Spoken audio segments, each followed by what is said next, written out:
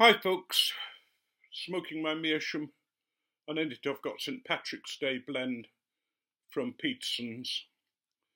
A really nice blend. It's cube cut, I think. It's all little squares, and it's a nice aromatic blend. Not overdone, but just nice tasting that lasts through the pipe.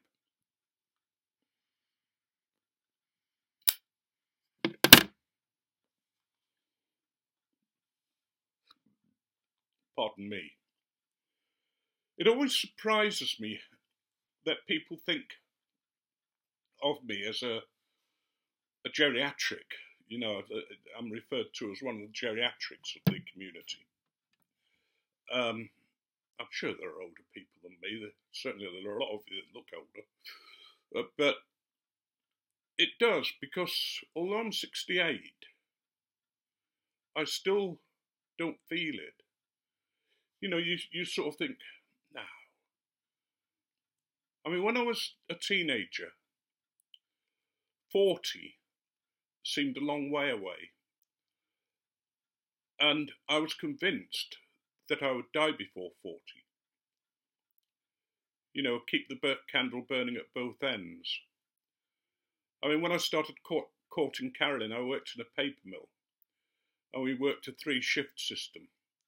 So 1 week was 2 till 10, 10 till 5, and 10 till 6, and 6 till 2. And I'd go and see Carolyn when I was on the 6 till 2 shift. And by the time I'd go to Leeds and miss the last bus home and walk 10 miles, which shows just how much I felt for her. But it'd be about 5 o'clock when I got home. You know, and I was at work 6 till 2, and I was going to see her again the next day, you know. But at that age, you seem to be able to do it. You know, there was one time where I could drink a whole bottle of spirits without really affecting me too much. Yeah, I get happy. I don't get nasty, I just fall asleep.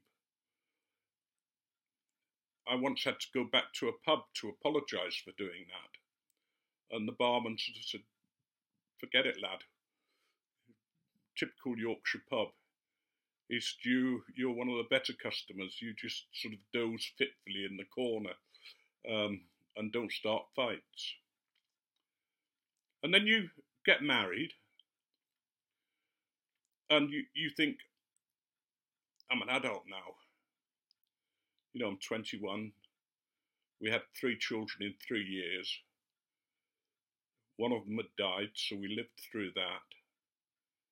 And you sort of think, yeah. And then you look at your wedding photographs, and we just look so young and frightened.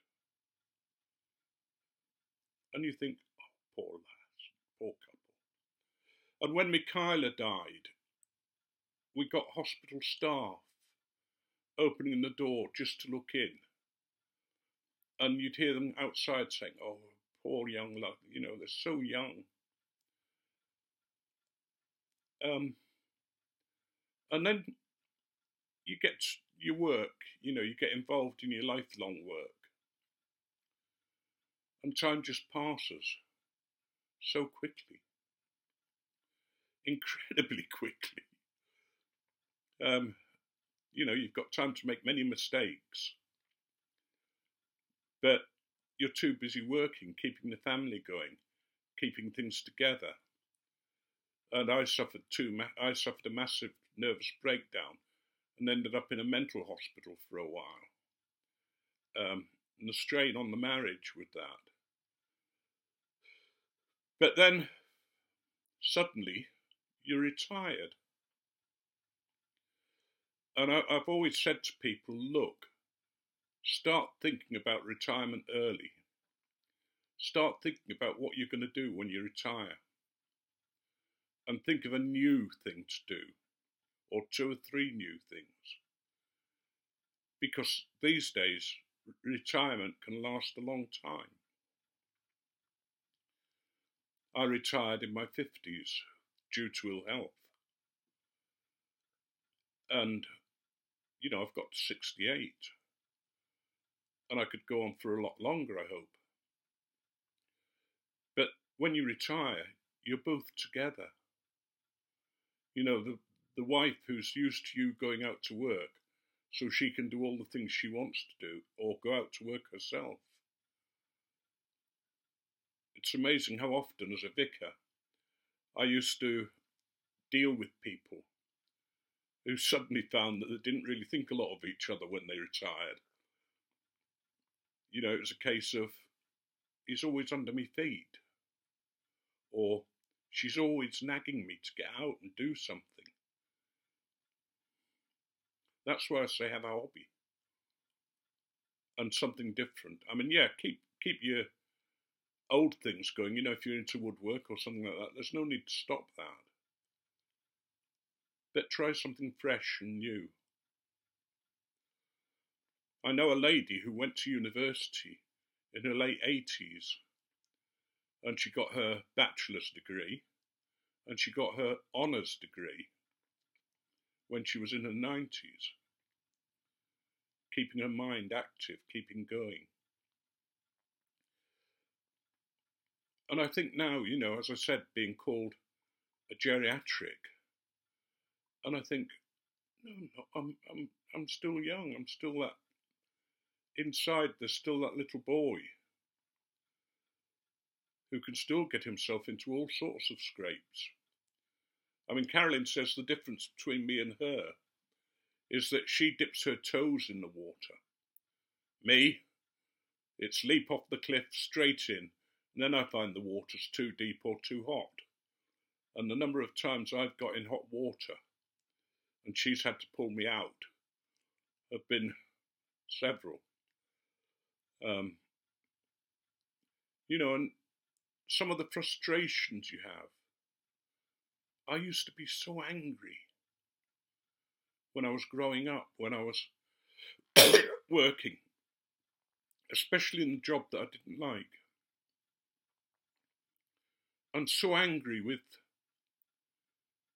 unfairness. I mean, when I had my last big breakdown, I went to a psychiatrist who was willing to see me for nothing because I was a vicar. And really, he looked after patients with dementia. And originally he said, I'll see you for one session, and then I'll find somebody who will be able to work with you. And we had that session, and he said, at the end of it, he said, look, I like you.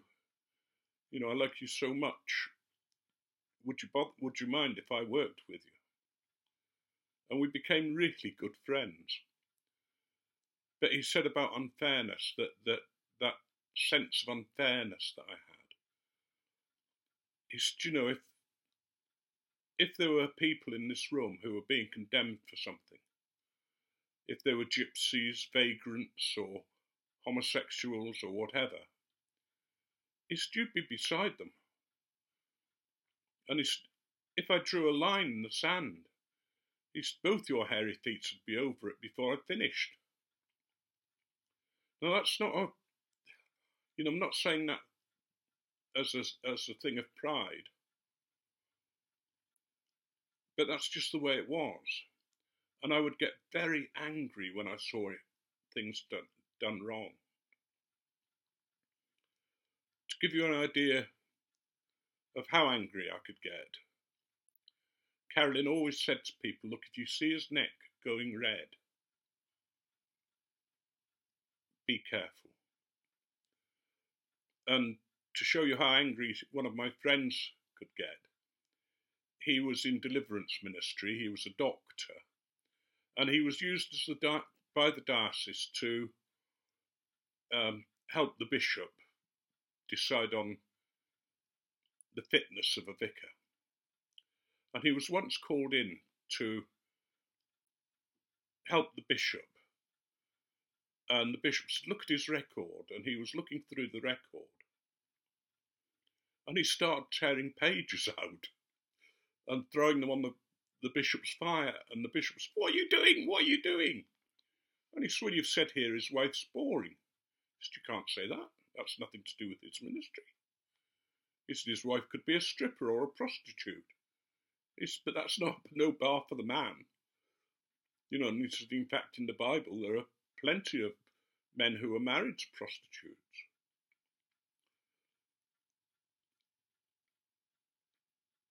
As you grow up, and I'm sure you all are at that point anyway, you recognise sometimes that life isn't fair.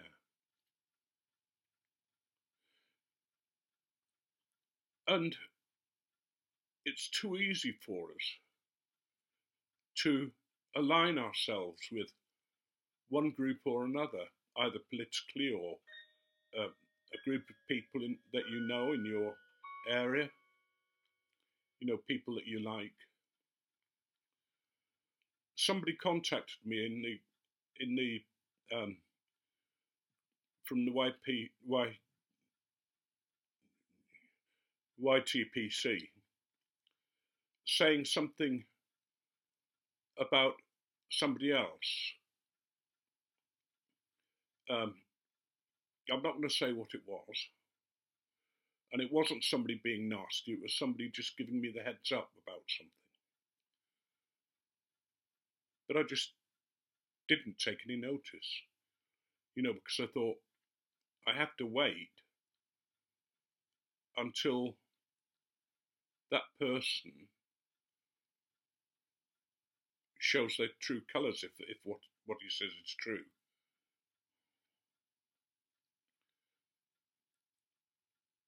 I try not to take sides unless it's against the authorities. You know, if it's against authority, then I'll be there, stood beside somebody.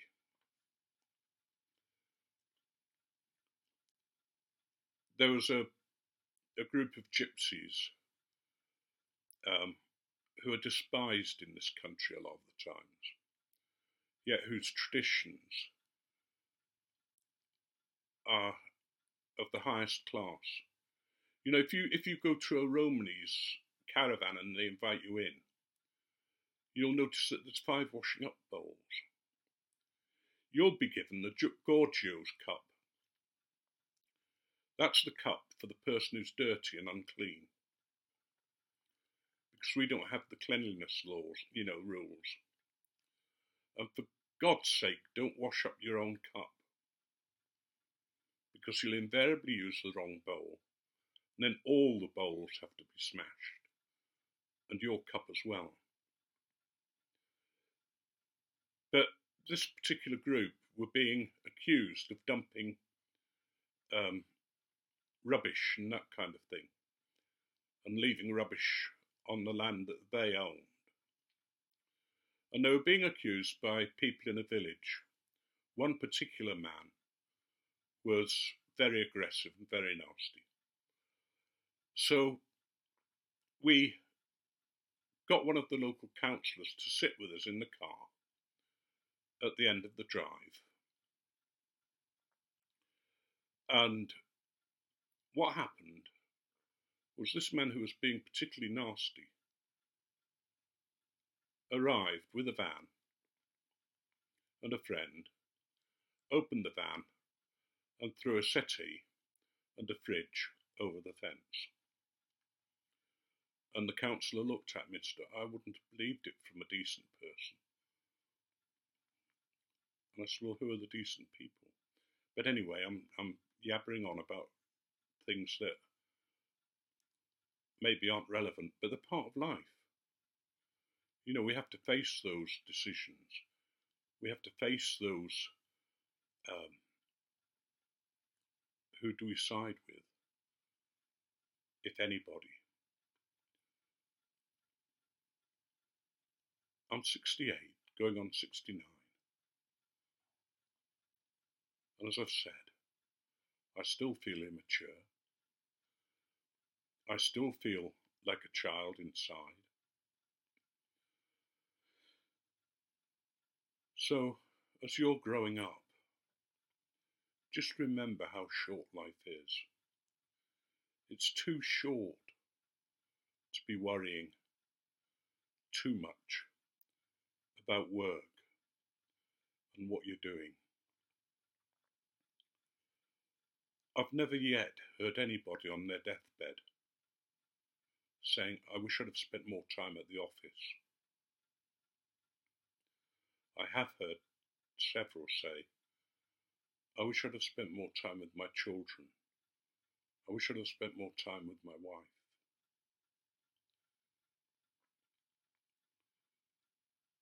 Life's meant to be lived, and it's meant to be enjoyed. And yes, we need money, and work sometimes is very difficult to get, and sometimes it's a bugger when you got it. My dad used to say to me, they can give you a big shovel, son, but you don't have to fill it. There's too many employers who will give you the big shovel. They might contact you on your day off. Can you come in? Or can you do this? That's not on. You know, your personal time's your own. Your family are the closest thing you've got. Your friends can be friends because you want to be friends. Your family love you, even though your children never got the chance to choose you. Or they can love you if you give them time, if you give them space. Of course, there are always exceptions to the rule. And then you have to be the adult. You have to recognise that they're children, even if they're in their 30s or 40s, they're still younger than you. And they can make mistakes just as you can. I'm going on too long, aren't I? I shall stop there, I think. Just trying to think whether I've got any clean jokes.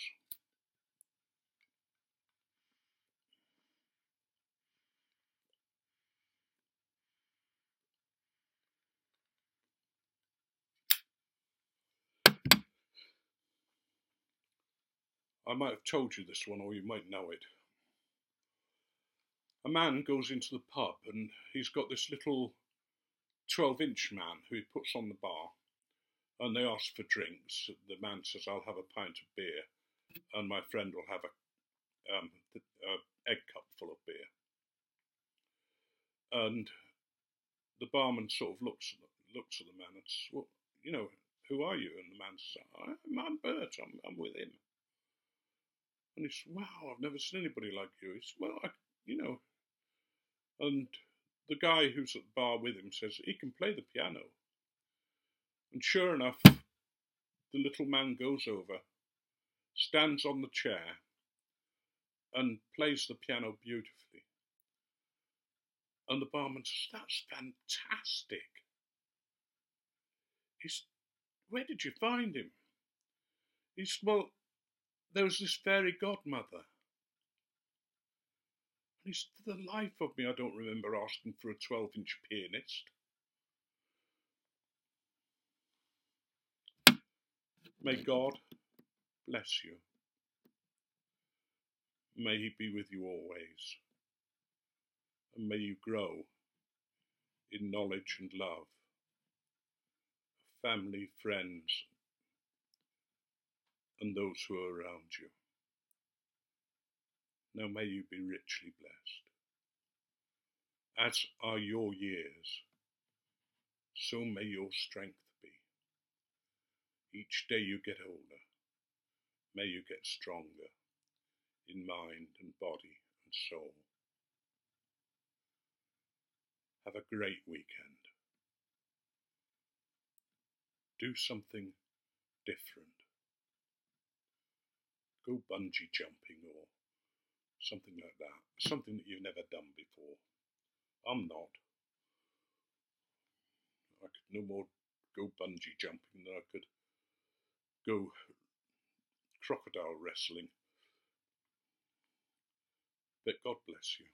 And thank you so much for being friendly and part of this community. It means so much to me to know that you're there.